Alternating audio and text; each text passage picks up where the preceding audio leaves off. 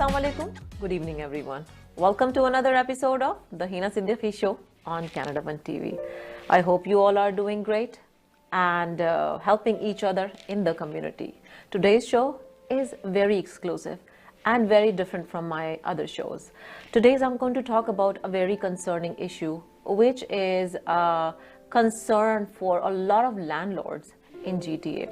Well, today's topic would undoubtedly strike a chord with many of you, given the influx of emails I have received on this pressing concern. Your worries are our worries. Well, I'm here to address an issue that resonates with majority of landlords dealing with non-paying or troublesome tenants. Our guest tonight has not only experienced this firsthand as a landlord, but also brings valuable insight as a seasoned and well-renowned real estate broker and community activist in the GTA. Please join me in extending a warm welcome to Annurag Chawla. Together, we will navigate through the challenges, share experiences, and shed light on the potential solution. Please welcome Annurag Chawla to my show. Welcome, Annurag. Thank you, Heena. It's a pleasure to be here. How are you doing tonight? Very well. Thank you for inviting me. Well, thank you for joining us tonight. And I'm so happy that we are talking about it, as we were experiencing a lot of number of people are talking about it and sharing their concern that they are not able to address this concern to the authorities. So that's why we are here today, and you're going to help us and enlighten us on this current topic. Sure. So please, first of all, I would like to you to share a little bit about yourself, a little brief, so our audience know who you are and what you do actually. Well, I'm an immigrant in Canada, so I've been here for a couple of years now, and I'm a real estate broker. I've sold hundreds of properties, and I deal with first-time buyers, investors, and different people related to real estate services, as well as I've also been involved in the community, and I also ran in the elections last year as a city councillor from Mississauga. So this is why like a small introduction that I can last interview when you had on my show last time, remember we were talking about some another concern that was a very current topic. You raised that issue. I still remember it. It was about the car theft and all, yes, right? That's right. Yes. So yeah, so what what is the reason? How did you how you're planning to deal with this issue as a landlord, and what is the issue to the landlord currently, what they're struggling with? That's what I want to know. Okay, so Heena, let me cut the chase here. Okay. The key issue is that the government, both provincial as well as federal, they are extremely biased towards the landlords. They are kind of almost criminalizing owning a real estate, investment real estate in Canada. And the main reason is that that the tenants are given the preferential treatment by the government, by the legal system, and they are continuing to exploit the legal system, the weak, slow, and inefficient legal system, to not pay the rent and continue living in the properties. So that is the key issue here. And as per my studies and my knowledge in the business, national home ownership in Canada is about 66 to 70%. That means 66 to 70% Canadians own a home. Whereas the investment real estate in Canada is owned like only by 20% of the so the investing property. Yeah, so that means there are only 20% of the 20% population of Canada owns more than one home. And that means they are the investors. They've invested in real estate as the investment option. Right.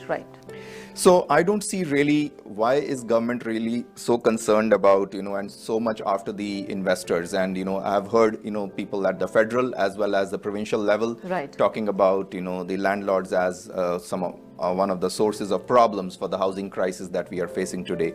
So I don't understand why this should be like that and why they should be viewed. In fact, in a country like Canada, which we say is the land of opportunities, many of us were not born here. Right.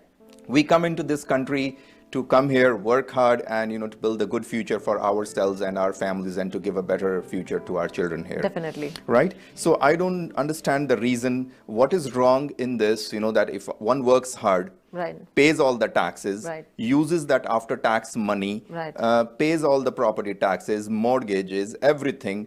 To all the people that are in the chain of this business, right, and then ends up buying a piece of real estate, right, rents it out to the tenant, who just pays for a little while and just simply says, I don't have money, and just sits there. right. And as per my knowledge and what I have heard, I think most of us would know, landlord tenant board, that is the body dealing with this, right, they are extremely backlogged. I've heard about 65,000 cases are in the pipeline. And why is it so?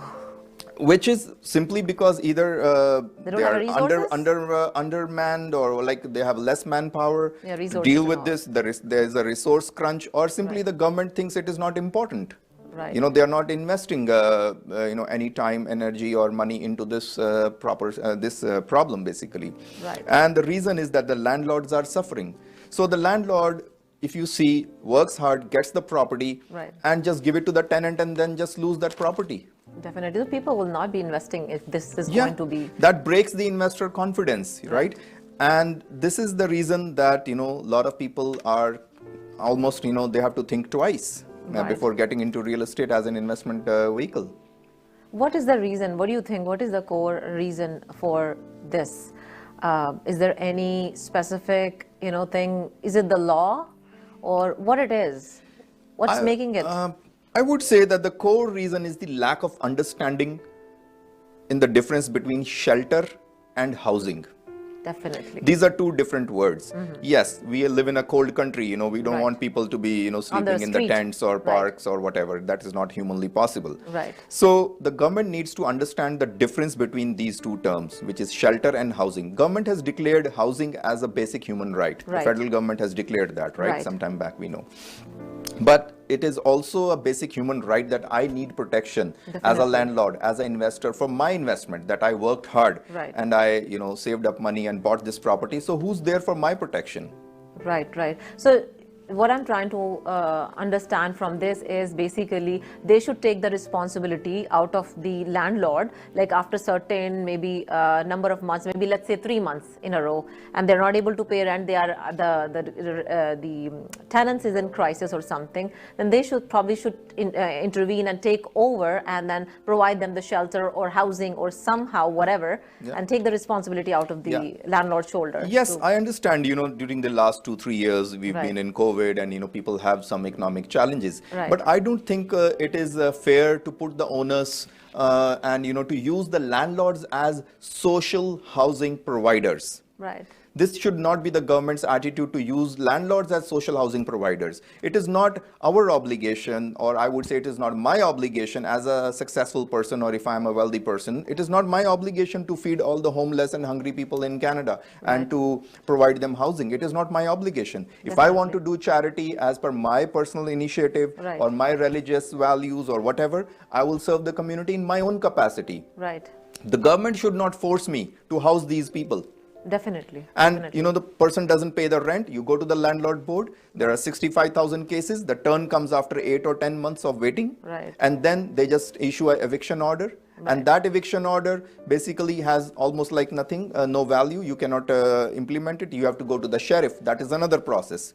Then get the tenant evicted. Okay, finally the tenant has evicted. What about my rent arrears? Right. After backlog of those So many if the months. cost of living has increased for the tenant, Right. it has also increased for the landlord. Landlords as well. We also need to buy food. Right. We need to feed our families. We need to Right. pay the mortgage for our own house, our own residence, as well as our investments, investment property, Right. and our vehicles, food for our children. So we are also Definitely. buying the food from the same place as these guys are buying.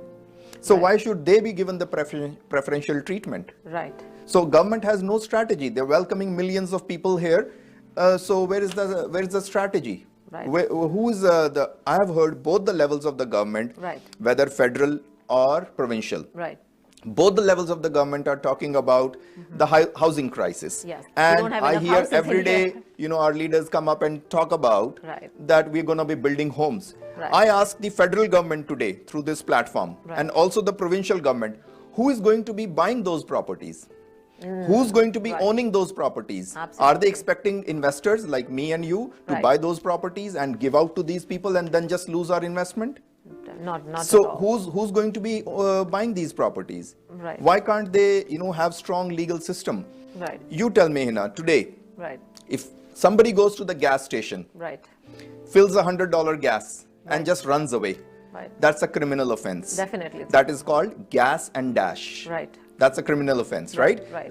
License plate is recorded. Right. They can complain. That's a police case is there immediately. Definitely. We go to a shop and we do not pay for it. We buy some clothes or some food and do not pay. That is considered as shoplifting. Shoplifting. So why not paying thousands of dollars in rent, Right. which is agreed Right. already? On That is agreement. not considered Agreement. as a criminal offense. Right. And Right. why is government putting the responsibility on the head of on the shoulders of the landlord Right. to feed all these people and to provide them housing? Definitely. Yeah. This is. What is my crime here? To come here, I did not come here with a sense of entitlement Right. to get free food or free housing. Right. I came here, I worked hard, I'm providing employment to other people. Right. I'm an economically productive citizen and I'm an economically productive immigrant. Right.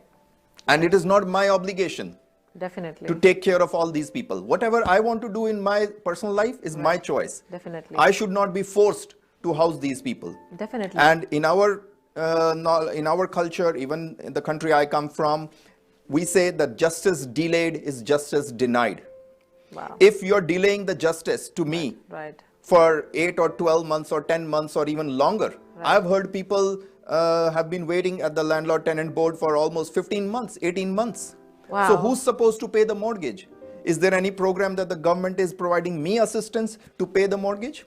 And my question is that when a landlord is not able to make the mortgage payment, usually bank comes Yes. in and then take the property That's away. right. Right. So, but what happened to the tenants if they're not making a payment? Are they facing any consequences from the credit rating or credit bureau you can report or something like that? In my knowledge, it is still like all smoke and mirrors. Okay. Yes, I've heard that there are some ways to report it, but it is not a clear way, and you cannot report it until you have a judgment. The judgment comes Okay. after judgment from the Few landlord months or tenant board whatever. will come after a year. Okay. And I'm asking today, Right. in my opinion, I would say the LTB landlord tenant board is like a toothless tiger.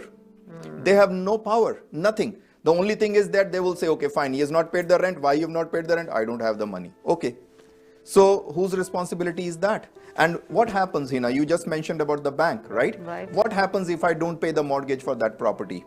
Well, first of all, The bank will take away the property in a couple of days Definitely. from me. They will send me one notice, two notice, three notice, 15th, 16th day. They will come change the lock, put the property on sale and take it away from me. So Definitely. my hard-earned money, my life's investment is just gone if I am not able to pay the mortgage. Is there any program, anything that helps me to pay for the mortgage when I'm not getting the rent for 1 year?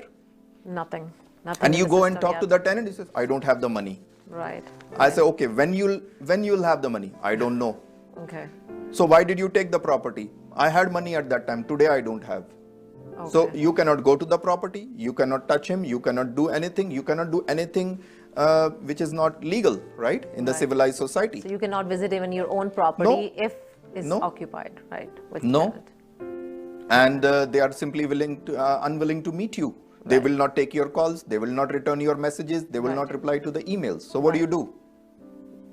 You're helpless. That's it. You're helpless, Yeah. actually. Anurag, we are having really important conversation regarding this challenge which we all Torontonians are experiencing.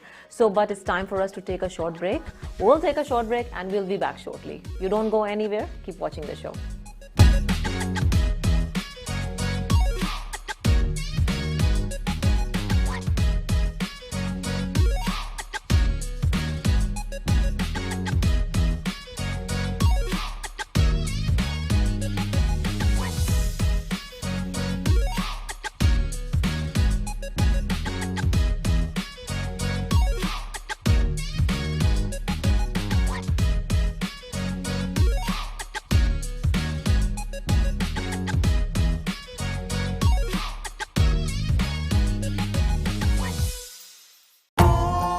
मोहब्बत से जुड़ी रस्मों को बांधे। जिंदगी भर के सफर में जो रहा है आपके साथ। Bonanza Satrangi, now in Mississauga, Canada.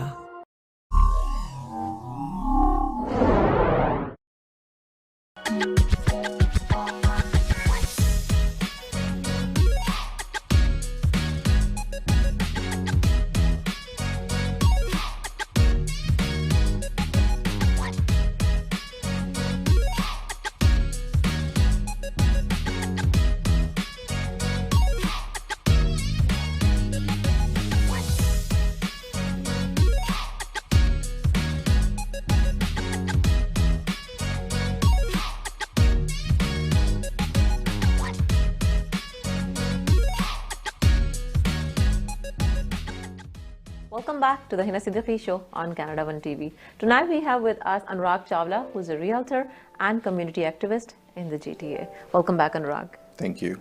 Annurag, before going on break, we were talking about the concern landlords are experiencing at the moment. Yes. So what do you think, what should be the consequences? What are the consequences after all these, these problems and concerns for the landlords? See, Heena, the biggest consequence of this will be it will worsen the housing crisis. Okay. As I just mentioned before going on the break, that government at the federal as well as provincial level, they're talking about building more houses. Right. So I asked, who's going to be actually owning these houses? Right. If the investors do not feel confident about their investments and they do not have any legal protection or timely legal protection, somebody can come and just take their property away from them. Right. So basically they are robbing them of their future or their children's future, right? Right. So the biggest consequence will be the lack of investor confidence. Honestly speaking, I'm a very proud Canadian, but today I feel more confident sitting in Canada, in Toronto, and buying in Dubai than I am more I'm confident about buying in Square One, for example. Right. Why? And why because is it of so? Because of the strong legal protection. Just don't pay the rent in Dubai. 7th day, you will be out of the property if you don't pay the rent. Wow. There's no landlord-tenant board. There's nothing like that. You wait for 1 year. There's all annual rental, first of all. Okay. Here we have first and last. And sometimes, ironically, that is the only rent you get. The first and the last. That actually becomes your annual rent. So the biggest consequence will be the lack of investor confidence. And secondly, the most important consequence of this will be that people will simply not invest in real estate. They will look for other options. Right. And then who is the government expecting to buy all these houses, which they are planning to build in the next 5 or 10 years? The government blames investors as one of the reasons for housing crisis. Let us not forget all the great cities in the world. Dubai, New York, Tokyo, Mumbai, they are all built on investors. It's not built by government, that government built all the buildings and then they said, okay, we built a great city. It was built by individuals. It was built by investors who put their hard-earned money into that and who provided housing. So I would say the government should see investors today as partners. Towards solving the housing crisis. Rather than criminalizing and blaming them for the housing crisis. The reason we have housing crisis in Canada today is not because of investors. This thing needs to be straightened out today. The reason we have housing crisis in Canada is because of the fact that the government did not invest in the last 10 or 15 years in any infrastructure. Anything. We are welcoming immigrants. We are getting them from all over the world. But our house is not in order. Where is the housing to keep them? That's why we are seeing this crisis. And today, one other thing I will say on this channel, 65 to 70% of immigration in Canada today is social immigration. They are refugees, asylum seekers. So today in a country, if you're calling 100 people, 70% people are not economically productive.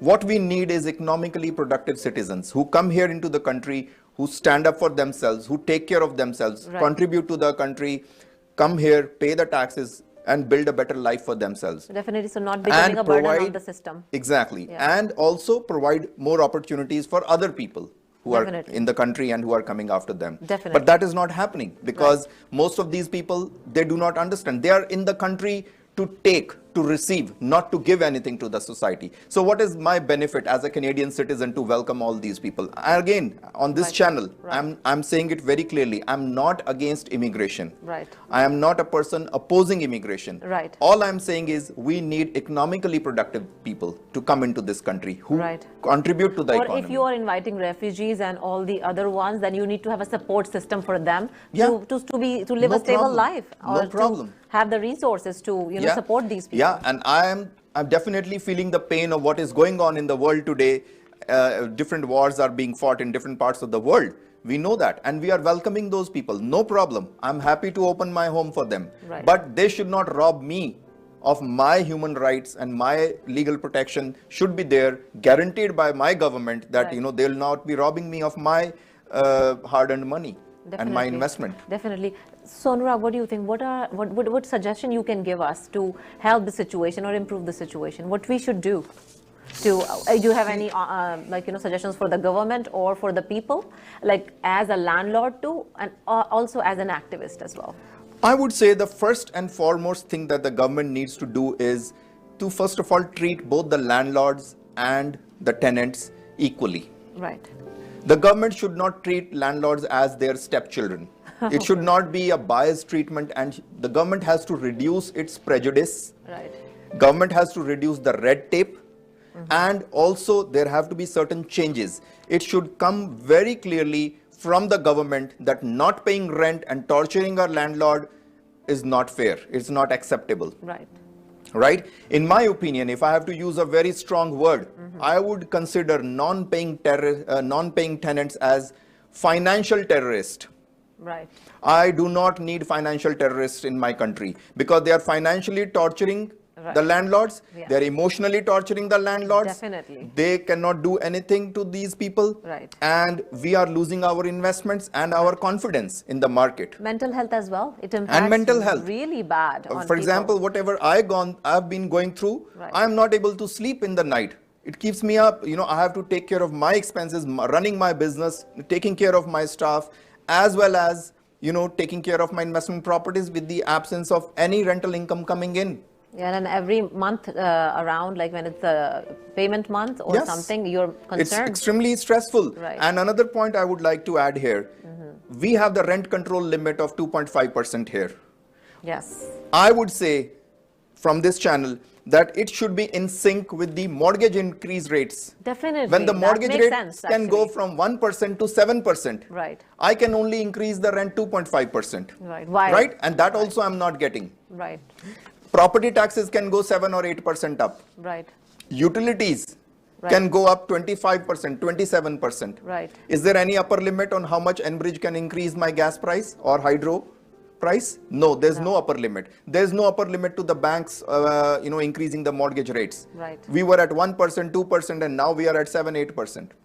Right. So why should I be suffering? Why should I take the tab? As an investor, as a landlord, why should we be taking the tab of, housing all these people? Right. And we cannot increase our rent, but we have to pay the increased cost. So where does the government expect that I have to bring that additional cash to pay for my investment property? Right. There was a campaign going on for eviction on the tenants. Have you heard of it? There are several campaigns going on. There have been several petitions. I've seen one petition myself. I think about 15,000 people have signed that, and I've signed many other petitions like that. But what are these petitions doing? I don't understand, because I don't see any result. As a person, as a community activist, or as a business leader, I believe in action. If there is no action, then it has no meaning. Definitely. Anything for our audience and the leaders who are listening to us, who are watching us? The leaders, I would say that there is no problem. If there is a political will, it can be solved, right? Because there has to be political will at the federal level as well as at the provincial level. Right. If the political will is there, everything can be done. So first of all, I should get the service guarantee. How Domino's gives you service guarantee? 30 minutes your pizza will arrive, or it is free. I should get the service guarantee from the landlord-tenant board that in 30 days of my filing the complaint, I should get a hearing. Do whatever it takes. Do not give me the excuse of waiting for 8 or 10 months. Do whatever it takes. Hire more people, streamline the system. If you cannot do it, just abolish the system. 2 rent payments have been missed, I should be able to go to the sheriff and get the eviction done. What is the need for landlord-tenant board? In how many countries we have the landlord-tenant board? Not Why is many. it only here? Yes. In Quebec, the rules are different. So why there are different rules in different provinces? Right. Try not paying the rent in America. Go to any city or any state in America and not pay the rent and see, okay, I will stay here for free for 1 year. Right. And then there are no consequences. The worst part is there are no consequences after that. They Right. just walk away to the next property. Yes, yes, that's happening. Yes. So it there are is. no consequences, right? Yes, yes. If there is no consequence, then there will be increased in the crime for sure. Yep, that's absolutely right. Well, thank you so much, Annurag, for joining us tonight, and I hope this message will, get across, and a lot of people will talk about now, because as we are bringing this concern on TV, and hope this will bring a little bit more knowledge. So one more important thing before I wrap up this show: what advice do you want to give to the landlords when they are looking for the good tenants? See, obviously the landlords, we follow like a lot of, these background checks and credit checks and Right. all that. But I understand, things can change. You Right. could have a great job. Right. You could have great credit at the time of coming in to take the property. Right. It could get spoiled. There could be a family situation. There could be a divorce. There could be so many other personal reasons. There could be sickness. Right. And there could be other reasons where, because of those reasons, they are unable to pay the rent. Right. But in that case, they should just move out or seek something else, not continue to stay if they Right. are not able. If I'm not able to afford eating in a restaurant, I don't go there and eat and then I say I don't have money to pay. No, Right. there will be consequences. Right. So same way, this has to be treated in the same way. If you are not able to afford, just move out to something else, take some other assistance and leave my property, and we'll settle about your payments later. Right, right. Well, thank you for My pleasure. thank you for joining us tonight, and I hope to see you again with Thank you. another issue, another awareness to share across, and to acknowledge our community and our leaders on this platform. Yes, thank you for inviting me, and I'm really happy that you took up this challenge and you took up the initiative to discuss about such an important subject, which is being faced by a lot of people in Ontario right now. Thank you so much, Annurag. It's always a pleasure to see you here. Thank you. Bye-bye. So this is the end of our conversation, and I hope what I have observed and understand that we have to have a fair balance between landlords and tenants law. So what we have to do is that we have to make sure we do our due diligence, like we do our homework before putting anyone on our property, and also share or address this concern to the authority. Please do share this program with your friends and family, and also to the leaders, so we can have some things done regarding this problem. Well, I hope you like our tonight episode. Don't forget to write me your feedback at Heena Siddiqi 007@gmail.com. I will see you next week, Wednesday, 8 p.m. Meanwhile, do take care of yourself. Good night. Shabba khair. Allah Hafiz. Keep watching Canada 1 TV.